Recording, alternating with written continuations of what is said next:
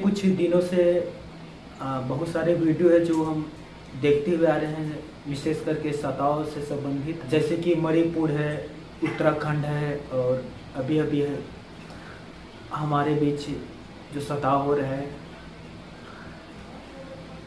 Bible हमें क्या कहता है दोस्तों कि जब हम सतावों से गुजरें तो हमें कहाँ रहना है, कैसे काम करना है, और खास करके प्रभु में बने रहना है। सताव जैसे आज के कुछ विश्वासी से हाई वोल्टेज में लेते हैं कि बाप रे बाप ऐसा हो रहा है, या हमने कभी ऐसा सुना नहीं था या कभी देखा नहीं था। मैं एक चीज़ है जो आप सबको बताना चाहता हूँ, ध्यान देना। प्रभु का एक दास था जिसका नाम पहले साउल था, और जब वो पवित्र आत्मा से भरा और प्रेरिताई के लिए प्रभु ने उसे अगुवाई दिया तो उसका नाम पौलुस हुआ। अब बाइबल पढ़ के देखिए, दूसरा कुरिन्थियों 11वें अध्याय 23 पद से लेकर अब 30 पद तक पढ़ोगे ना, तो वहाँ पौलुस ने अपने जीवन के एक घटने को वहाँ उतारा है दोस्तों। 5 बार कोड़े खाने में, 3 बार बेटे खाने में, 1 बार मुझ पर पथराव किया गया, मैं बार बार मृत्यु के जोखिमों में, जाति वालों के जोखिमों में, अन्य जातियों के जोखिमों में, झूठे भविष्यवक्ताओं के जोखिमों में, जंगलों के जोखिमों में, डाकुओं के जोखिमों में, इत्यादि प्रकार के वो अपने जीवन की गवाही को वहाँ लिखा है दोस्तों। और अंत में वो कहता है कि सारे कलीसिया की चिंता बोझ मुझे दबाते हैं। मेरे प्यारे भाई और बहनों, जो बोझ प्रभु ने हमें दिया है, जो बोझ प्रभु ने आपको दिया है, हमें उस बोझ को उठाना है। हमें वो जो क्रूस हम उठाए हुए हैं उसे अंत तक लेकर चलना है दोस्तों। बाइबल पर लिखा है कि जो अंत तक धीरज धरे रहेगा उसी का उद्धार होगा। और सताव मसीह जीवन के एक स्वाभाविक हिस्सा है दोस्तों। जब तक प्रभु यीशु मसीह हमारे बीच नहीं आ जाता तब तक हमें इन सतावों से गुजरना पड़ेगा। और हम सभी धन्य है जो सतावों से गुजरते हैं, क्योंकि स्वर्ग का राज्य हमारा ही है दोस्तों। और इसीलिए प्रभु यीशु मसीह हमें इन सभी चीजों से वो गुजार रहा है, ताकि हम अंदर से स्ट्रॉन्ग अर्थात मजबूत बन जाए। जैसे कि परमेश्वर ने अब्राहम से प्रतिज्ञा किया था कि मैं तेरे द्वारा सारे पृथ्वी के कौम को, जाति को आशीष दूंगा। 75 में वादा किया था और पूरा 100 में किया। मैं कहना चाहता हूँ दोस्तों, आज का हमारा छोटा सा कलेश कल के मेहनत जीवन की खुशी भी देगा। आज का हमारा वो आंसू जो हम सताव में अपने आंख से बहा रहे हैं, खुदा अब हमारे एक एक आंसू को अपनी कुप्पी में इकट्ठा करके रख रहा है दोस्तों। प्रकाशित वाक्य पर लिखा है वह विश्वासों के आंख के सभी आंसुओं को पोंछेगा दोस्तों, याद रखना।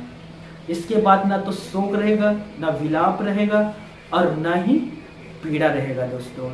तो मैं सबसे कहता हूँ दोस्तों, बहुत जगहों पर सताव हो रहा है, बहुत जगहों पर दोस्तों कलीसियाओं को जलाया जा रहा है, कलीसियाओं को तोड़ा जा रहा है, विश्वासियों को मारा जा रहा है, विश्वासियों का लहू बहाया जा रहा है, और विश्वासियों को घर से बाहर भगाए जा रहे हैं, सिरों को फोड़े जा रहे हैं। मैं आप सभी को बताना चाहता हूँ, जितने लहू विश्वासियों का पृथ्वी पर बह रहा है, वो सारे लहू याद रखना एक बीज के जैसे है। और जितना बीज बोआएगा इस पृथ्वी पर, जितने लहू बहेगा इस पृथ्वी पर, हजारों गुना फलों को लाएगा। हालेलुया। हम प्रभु के वचन से देखेंगे, और मैं चाहता हूं कि आप निकालिए रोमियो 8वें अध्याय और 35 पद से लेकर हम 39 पद तक पढ़ेंगे। हाँ, निकालिए रोमियो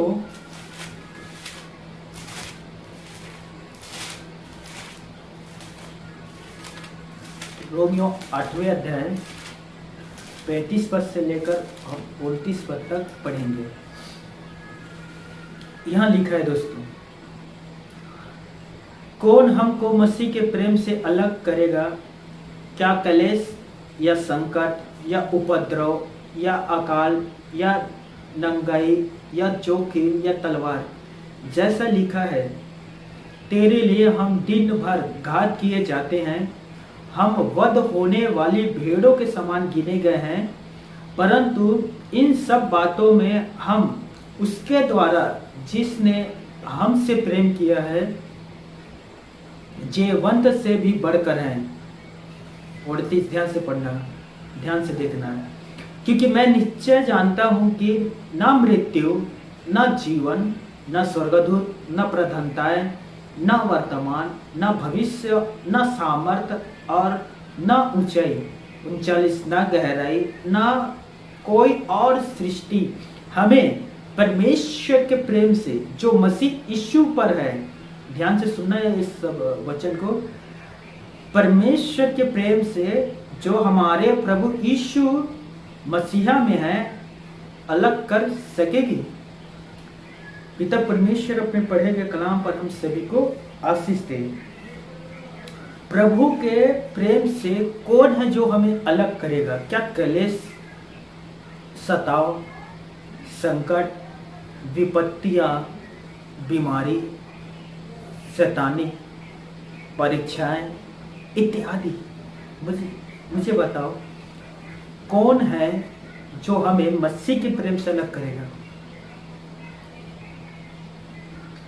क्योंकि मैं देखता हूँ बहुत सारे लोग हैं यीशु के पीछे चलने के लिए निर्णय ले लेंगे कि हाँ मैं प्रभु तेरे पीछे चलूँगा, प्रभु मैं क्रूस उठाऊंगा, मैं तेरा राज्य फैलाऊंगा, मैं अपने विश्वास का जो आपके ऊपर है गवाहियाँ को दूंगा, मैं आपका अनुयायी बनूंगा, मैं आपका दास बनूंगा, आपका दासिया बनूंगा। ठीक है, ये गलत नहीं है, अच्छा निर्णय था आपका, शुरुआत अच्छा था, लेकिन क्या अंत अच्छा है? बहुत सारे लोग हैं क्रूस उठाना चाहते हैं, उठा भी लेते हैं, लेकिन एक दिन के लिए क्रूस उठा लिया, 2 दिन के लिए क्रूस उठा लिया, 3 दिन के लिए, उसके बाद क्या? कुछ दिन के बाद क्रूस को रख देते हैं, क्रूस उठाकर चलना नहीं चाहते हैं, और ज़्यादा से ज़्यादा मैं देखता हूँ तो सताव, लोगों के दबाव, लोगों के उन्हें डराना, बहुत चीज से बहिष्कृत कर देने का डर, मृत्यु का डर, और इन डरों के वजह से वे लोग मसीह से अलग हो जाते हैं। मैं एक चीज आप सबसे पूछना चाहता हूँ, सभी से जितने वीडियो देख रहे हैं, क्या हमारा विश्वास इतना छोटा है दोस्तों कि हम कुछ वस्तुओं के लिए किसी के डराने की वजह से हम प्रभु से अलग हो जाए? पौलुस यहाँ लिखता है, कौन हमें मसीह के प्रेम से अलग करेगा? वो कौन है जो हमें खुदा के प्रेम से अलग करेगा? दोस्तों मुझे बताओ, क्या एक बच्चे और एक माँ का प्रेम होता है, क्या कोई उन्हें उससे अलग कर सकता है? क्या एक पिता और एक बेटा का प्रेम जो रहता है, क्या कोई उससे अलग कर सकता है? बिल्कुल नहीं। तो क्या हमारा प्रेम परमेश्वर के साथ इसी प्रकार नहीं है? क्या हमारा प्रेम परमेश्वर से इसी तरह से जुड़ा हुआ नहीं है जैसे एक पिता का एक बेटे के साथ होता है, जैसे माँ का एक बेटी के साथ होता है? क्या हमारा भी प्रेम ऐसा नहीं है दोस्तों? क्या ये छोटा सा सताव कलेश समय परमेश्वर के प्रेम से अलग कर देगा, परमेश्वर के भवन से अलग कर देगा? बिल्कुल नहीं। ध्यान से सुनिए, प्रभु यीशु की आत्मा जो मुझ पर है, प्रभु यीशु ने उसी आत्मा के द्वारा मुझे उन सभी चीजों में धीरज की भी आत्मा दिया। ध्यान से सुनना, वही आत्मा जो खुदा परमेश्वर ने प्रभु यीशु मसीह को दिया, प्रभु यीशु मसीह ने प्रेरितों चेलों को दिया, वही आत्मा प्रभु यीशु मसीह आज भी अपने लोगों को देते हैं। मैं क्या कह रहा हूँ? उसी का आत्मा, अर्थात किसका आत्मा? परमेश्वर पिता का आत्मा। तो वही आत्मा आज भी दोस्तों हर एक विश्वासी के साथ रहता है। और मैं आप सबसे कहना चाहता हूँ, बिल्कुल ना डरे, गिव अप ना करें, हार ना मारे, पीछे ना हटे। आज आपका दुख है, कल आनंद जीवन के आप खुशी भी मिलेगा। आज आप जो बीज बो रहे हो, कल उस बीज को भी आप काटोगे। आज आप जो सताओं से गुजर रहे हो, मैं सच कहता हूँ, कल अनंत जीवन का सुख भी आपके लिए रखा गया है परमेश्वर। पौलुस कहता है कि मैं अपना कुश्ती लड़ चुका, मैं अपना दौड़ पूरा कर लिया, मैंने विश्वास की रखवाली की है, क्योंकि मैं जानता हूं कि भविष्य में एक दिन परमेश्वर मेरे लिए एक मुकुट को रखा हुआ है, वरन मेरे लिए ही नहीं, उन तमाम लोगों के लिए जो मुझसे यीशु पर विश्वास करता है, उन तमाम लोगों के लिए वहां एक मुकुट रखा गया है। तो दोस्तों, वो मुकुट जो परमेश्वर आपके लिए रखा गया है, और उसी दिन वो मुकुट परमेश्वर ने आपके लिए रख दिया जिस दिन आपने प्रभु यीशु मसीह के ऊपर अपने ईमान को लाया, आपने अपना जीवन प्रभु यीशु मसीह को दे दिया, आपने यीशु के पीछे चलने का निर्णय लिया। उसी दिन से परमेश्वर ने आपके लिए एक सुंदर मुकुट, परमेश्वर ने एक सुंदर वस्त्र, परमेश्वर ने एक सुंदर सिंहासन, परमेश्वर ने एक सुंदर वाटिका, जीवन के वृक्ष इत्यादि प्रकार का सबसे अच्छे से अच्छे आशीष वस्तुओं आपके लिए रखा गया है दोस्तों।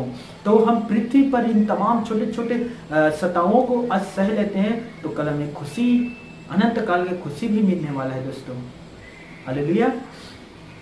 याद रखना, यीशु ने कहा था कि मैं आया हूं कि मैं उन्हें जीवन दूं, और यीशु आगे कहता है कि अनंत जीवन दूं। ध्यान से सुनना, प्रभु यीशु का कहने का तात्पर्य क्या था?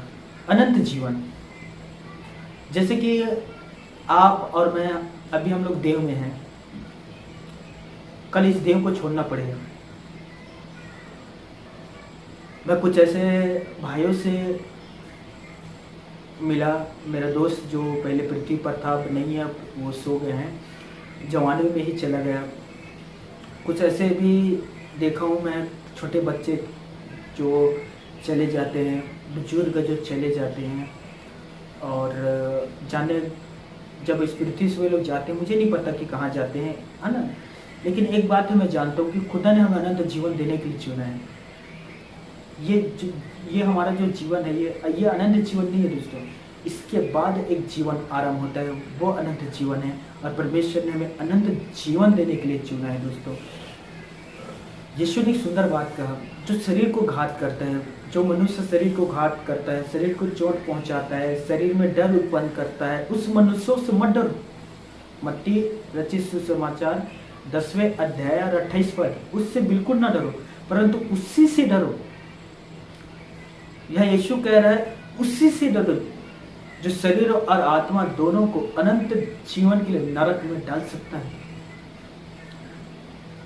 हमें परमेश्वर से डरना है। नीति वचन पर सुलेमान ने कहा, यहोवा का भय मानना बुद्धि का आरंभ है। हालेलुया। यहोवा के भय में चलने वाले के जो बुद्धि है वो अच्छे होते चले जाते हैं। हमें परमेश्वर के भय मानना है, मनुष्यों की नहीं। फिर आगे यीशु मसीह कहता है, जो भी मुझ पर विश्वास करता है, चाहे वो मेरा बेटी है, चाहे मेरा वो बेटा है, मनुष्यों के सामने मुझे स्वीकार करेगा, मनुष्यों के सामने मेरी गवाही देगा, मनुष्यों के सामने मेरी महिमा करेगा, उन मनुष्यों का मैं भी अपने पिता के सामने महिमा करूंगा, मैं भी इसे अपने पिता के सामने मान लूंगा। तो हमें पिता परमेश्वर की महिमा और उसकी गवाहियों को मनुष्यों के सामने हमें देना है कि हमने प्रभु यीशु मसीह को स्वीकार किया है। हालेलुया। और ध्यान से सुनना, प्रभु ने एक सुंदर द्वार खोल रखा है, प्रकाशित वाक्य पर लिखा है, पुराने नियम पर भी लिखा है, उसे कोई भी बंद नहीं कर सकता। कितने भी कोशिश करे बंद करने का, लेकिन वो बंद नहीं कर सकता। जैसे कि प्रेरितों के काम में एक जगह लिखा है, यदि ये जो सेवा हम लोग कर रहे हैं मनुष्यों की ओर से रहेगा तो मिट जाएगा, लेकिन परमेश्वर की ओर से उसे कोई भी कभी भी नहीं मिटा सकते। इस बात को याद रखना, क्योंकि हम जो काम कर रहे हैं वो परमेश्वर का काम है, किसी मनुष्य का काम नहीं। हम किसी मनुष्य के लिए सेवा नहीं कर रहे हैं, हम किसी मनुष्य की बड़ाई नहीं पाना चाहते, ना किसी मनुष्य से आदर चाहते। हम तो सेवा कर रहे हैं परम पिता परमेश्वर का, इसीलिए इसे कोई भी बंद नहीं कर सकता। मनुष्य की ओर से होता तो 2016 में ही बंद हो गया होता, लेकिन ये जो सेवा है वो परमेश्वर की ओर से है, परमेश्वर के लिए। हालेलुया। इसीलिए कोई भी इसे बंद करने के लिए आगे आएगा, चाहे वो कोई भी हो। परमेश्वर हमारे ओर से युद्ध को लड़ेगा, याद रख लेना, पहला चीज। और जो मैं कह रहा था, परमेश्वर ने एक सुंदर द्वार हमारे लिए खोला है, उसे कोई भी बंद नहीं कर सकता। मैं एक गवाही आपको बताता हूँ। यदि आप मत्ती उत्पत्ति पढ़ेंगे 26 अध्याय, तो वहाँ एक सुंदर घटना है। बाइबल कहता है कि इसहाक के समय वहाँ अकाल पड़ा, और ये जो अकाल था अब्राहम के समय अकाल पड़ा था, उस तरह का अकाल नहीं था। तो इसहाक जिस नगर में था उस नगर से वो निकलकर एक दूसरे नगर के लिए वो जाने लगा। ध्यान से सुनना। तो वहाँ मेरे ख्याल से गरार नामक एक नगर था, पलिस्तीतियों का नगर था, और वहाँ का जो राजा था वो अबीमेलेक था। इसहाक अबीमेलेक के पास गया। अबीमेलेक ने इसहाक का स्वागत किया और उसे अपने नगर में रहने के लिए दिया, और अकाल पड़ा हुआ है दोस्तों, ध्यान से सुनना। फिर हम पढ़ते हैं उत्पत्ति 26 के 12 में, यूसुफ ने, माफ करना, इसहाक ने उसी वर्ष वहां जोता और बोया, और परमेश्वर ने उसे 1000 गुना आशीष दिया। उसके बहुत से दास दासियां, भेड़ बकरियां, धन संपत्तियां, सब कुछ उसके पास हो गया दोस्तों। जब पलिस्तीतियों ने देखा कि ये हमसे अधिक बढ़ रहे हैं, ये हमसे अधिक धनवान व्यक्ति होता जा रहा है, हमसे अधिक सामर्थी व्यक्ति होता जा रहा है, तो पलिस्तीतियों ने इसहाक के साथ डह किया, क्योंकि इसहाक बढ़ रहा था दोस्तों। जैसे कि आज भी लोग करते हैं, मसीह में आने से हम बढ़ते हैं, मसीह में आने से हम ऊंचे उठते हैं, क्योंकि खुदा का वादा है कि वो हमारे जन अन्न पर आशीष देता है। हालेलुया। और खुदा हमें ऊंचा उठाता है। तो बहुत सारे लोग क्या करते हैं, डह करते हैं। जैसे पलिस्तीतियों ने किसके साथ डह किया, इसहाक के साथ। तो इसी प्रकार से आज भी बहुत सारे लोग हमसे डह करेंगे, पर ध्यान से सुनना। और इन लोगों ने डह किया, और क्या किया, इसहाक के पिता अब्राहम ने एक कुआं कुड़वाया था, उस कुआं पर रेत डाल दिया दोस्तों, जिससे वे पानी पीता था। अब लोगों ने तो डह किया। अबीमेलेक राजा भी एक दिन आकर कहता है इसहाक से, तू हमसे अधिक सामर्थ्य हो गया है, हमारे नगर को तू छोड़कर चला जा। इसहाक उस नगर में परदेसी था।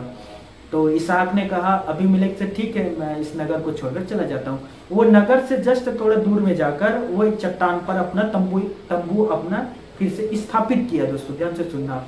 अब तंबू बना लिया, राजा के नगर से दूर जाकर बस गया, और जिस कुएं में रेत भर दिया था उसने उसी कुएं को फिर से कोड़वाया मजदूरों से। और जैसे ही उस कुएं को कोड़ा रहा था, बाइबल कहता है कि उन्हें पानी का एक स्रोता मिला, बहुत बड़ा स्रोता। पलिस्तीतियों ने देखा कि इसे पानी का एक स्रोता मिल गया, तो उसी कुआं को उसने दोबारा कोड़वाया था इसहाक ने, उसे वे पलिस्तीतियों के लोगों ने छीन लिया दोस्तों। ध्यान से सुनना। देखिए, एक दरवाजा को बंद कर दिया। इसहाक ने दूसरा कुआं कोड़वाया दूसरे जगह पर, वहां भी पानी मिला, पलिस्तीतियों ने उससे भी छीन लिया, दूसरा भी दरवाजे बंद। ध्यान से सुनिए, इसहाक ने तीसरा कुआं कोड़वाया, फिर उन्हें पानी मिला, लेकिन इस बार पलिस्तीतियों ने उसके कुआं को नहीं छीना। ये कहना क्या चाहता हूं, शैतान आक्रमण कर रहे हैं,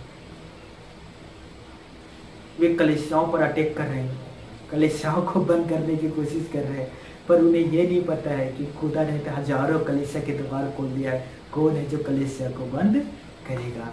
हालेलुया। जब अबीमेलेक राजा ने देखा कि इसहाक के साथ परमेश्वर स्वयं रहता है, ध्यान से सुनिए, तो अबीमेलेक राजा एक दिन इसहाक के पास जाता है और कहता है कि मैंने प्रत्यक्ष अपने आंखों से देखा है कि परमेश्वर तेरे साथ रहता है। आओ हम एक संधि करते हैं, मैं तुझे कुछ नहीं करूँगा, तू मुझे कुछ नहीं करेगा, क्योंकि मैं यदि तुझे कुछ करूँगा तो तेरा परमेश्वर मुझे नहीं छोड़ेगा। तो हम लोग एक संधि करते हैं, सुझाव ध्यान से सुनना। और उन दोनों को बीच मेल मिलाप हुआ दोस्तों, और सब कुछ अच्छे से चलने लगा। मैं कहना क्या चाहता हूँ, परमेश्वर पिता उनके बीच प्यार मोहब्बत को उत्पन्न किया, अबीमेलेक के मन में डाला कि मैं इसहाक के साथ रहता हूँ। मेरे भाई और बहनों बहुत सारे विरोध कर रहे हैं, खुदा उनके भी मन पर उत्पन्न करेगा कि मैं अपने बेटे के साथ रहता हूँ, मैं अपनी बेटी के साथ रहता हूँ। मेरे बेटी को ना छू, मेरे बेटे को ना छू, तो उन्हें नहीं छू रहा है, मुझे छू रहा है। तो उन्हें नहीं परेशान कर रहे, मुझे परेशान कर रहा है। तो उन्हें सताओ नहीं, उन्हें सताओ नहीं कर रहे हो, वरन मुझे सताओ कर रहे हो। वो उसके भी मन पर उत्पन्न करेगा। हालेलुया। हमें धीरज धरना है मेरे प्यारे भाई और बहनों। कितनों भी दरवाजा बंद करने के शैतान कोशिश करे, खुदा है एक खोल देगा। हालेलुया। शैतान एक बंद करेगा, खुदा दूसरा खोलेगा। शैतान दूसरा बंद करेगा, खुदा तीसरा खोलेगा। शैतान चौथा बंद करेगा, खुदा चौथा दरवाज़ा खोल देगा। मैं कहना चाहता हूँ प्रभु हमारे साथ है, हमें डरना नहीं है, हमें धीरज धरना है, निडर होकर प्रभु की सेवा करना है। परमेश्वर ने हमें इसीलिए चुना है दोस्तों कि हम परमेश्वर के राज्य को फैलाएं। परमेश्वर ने हमें इसीलिए चुना है कि हम परमेश्वर के राज्य में भेड़ों को लाएं, क्योंकि आप सबको पता है अंत निकट है दोस्तों, क्योंकि सताव आखिरी चरण पर आ चुका है। जगह जगह सताव हो रहा है, भवनों को जलाए जा रहे हैं, इतना सताव हो रहे हैं, विश्वासियों के दुहाई नहीं कर रहे हैं दोस्तों, प्रभु यीशु तू आ। विश्वासी कहराते हुए प्रार्थना कर रहे हैं, तू कब आएगा, हमारा बदला इन लोगों से कब लेगा। स्वर्ग में प्रार्थना हो रहा है, पृथ्वी पर प्रार्थना कर रहे हैं, प्रभु के आने की सब बाट जो रहे हैं, सब प्रार्थना कर रहे हैं कि प्रभु आकर हमें इसे संसार से ले जा करके। तो मैं कहना चाहता हूँ दोस्तों, बी केयरफुल, सावधान रहें, मनुष्यों से डरने की ज़रूरत नहीं है, प्रभु अपना काम खुद करेगा दोस्तों। देखिए ना, आज कितने सारे मीडिया जो हमारे काम को कर रहे हैं, कितने सारे पेपर वाले जो हमारे काम को कर रहे हैं, कितने सारे लोग हैं जो हमारे प्रभु यीशु का प्रचार कर रहे हैं। मानता हूँ विरोध कर रहे हैं, लेकिन प्रभु के नाम तो उनकी जुबान पर है दोस्तों। मैं यही कहना चाहता हूँ, हमें हताश नहीं होना है दोस्तों, हमें हर परिस्थिति में प्रभु यीशु मसीह पर भरोसा रखना है। मैं कहना चाहता हूँ कि प्रभु यीशु में बन के रहना है दोस्तों। हमारा ऐसा दिया नहीं है जो आज बुझ जाएगा। याद रखना, हमारा जो दिया है वो कभी नहीं बुझेगा दोस्तों, क्योंकि यीशु मसीह से जलाए रखेगा। एक ज्योति जो प्रभु ने हमारे हृदय में जलाया है, आपके भी हृदय में जलाया है, प्लीज़ उस ज्योति को बुझने ना दो दोस्तों, जलते रहने दो। जैसे कि वचन कहता है कि पहला थिस्सलुनीकियों 5वें अध्याय, मैं चाहता हूँ कि आप निकालिए, फिर मैं ख़त्म करूँगा।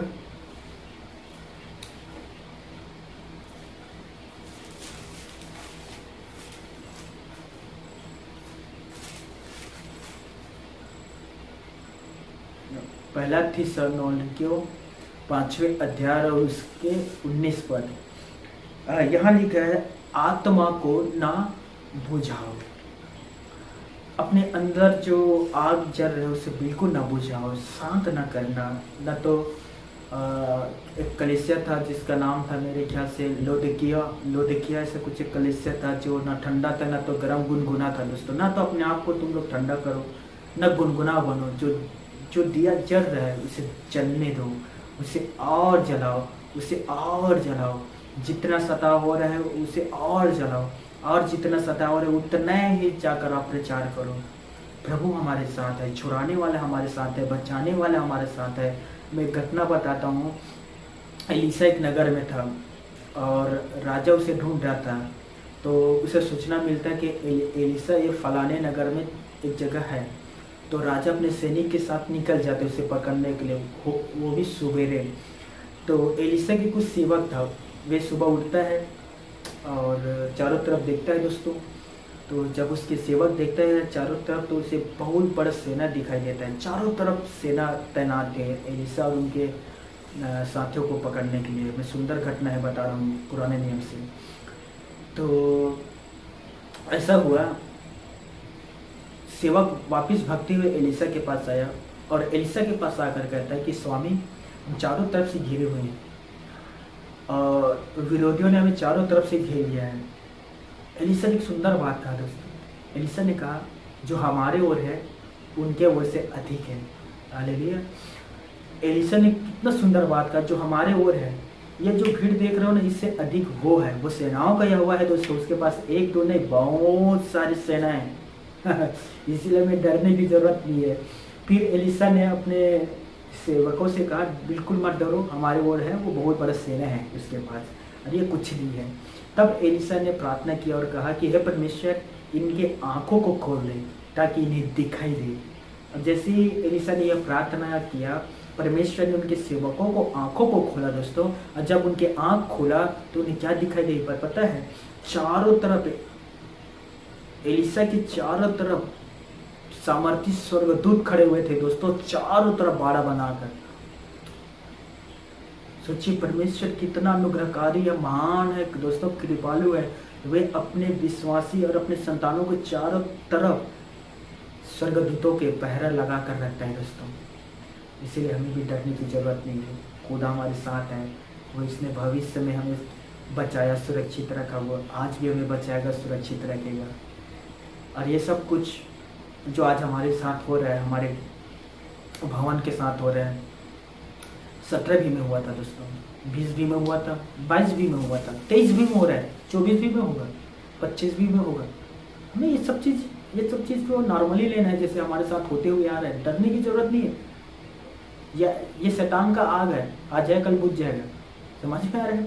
शैतान को बुलबुला जो पानी में निकलता है ना, थोड़ी देर के लिए दिखाई देता है, उसके बाद वो ठंडा हो जाता है। वही आज बुलबुला है, कल शांत हो जाएगा। दोस्तों, प्रभु की सेवा हम लोग करते हुए आ रहे हैं, आगे भी करते रहेंगे, तो हमें डरना नहीं है। पर हमारी ओर है, उनके ओर से जो सेना है हमारी ओर है, अधिक है।